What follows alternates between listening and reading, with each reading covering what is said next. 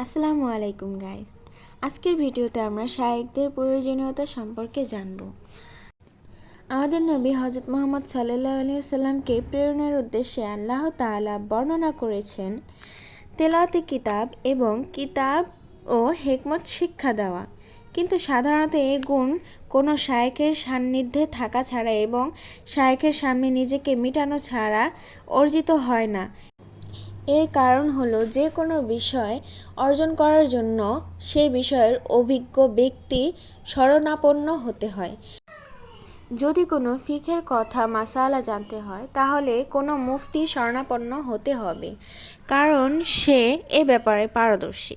সে জানে কোন প্রশ্নের কী উত্তর দিতে হবে।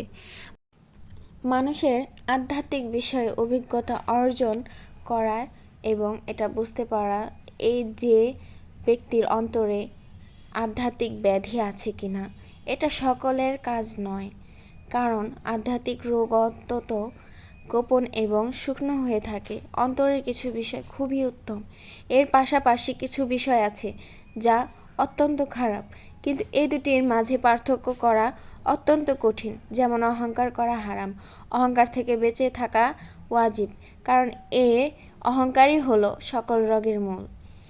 কিন্তু অপর একটি বিষয় হলো আত্মসম্মানবোধ, এটা অর্জন করা ওয়াজিব, কারণ আত্মসম্মান বিসর্জন দেওয়া জায়েজ নেই। লক্ষণীয় বিষয় হলো কোন ক্ষেত্রে অহংকার হচ্ছে আর কোন ক্ষেত্রে আত্মসম্মান রক্ষা করা হচ্ছে।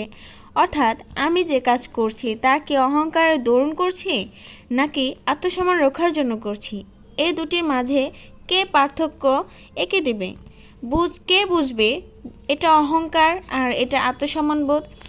এটা সকলের আয়ত্তাধীন বিষয় নয়। বিশেষ মানুষের নিজের মধ্যেই যদি ওই রোগ থাকে তাহলে তা অনুধাবন করার আরও কঠিন হয়ে যায়।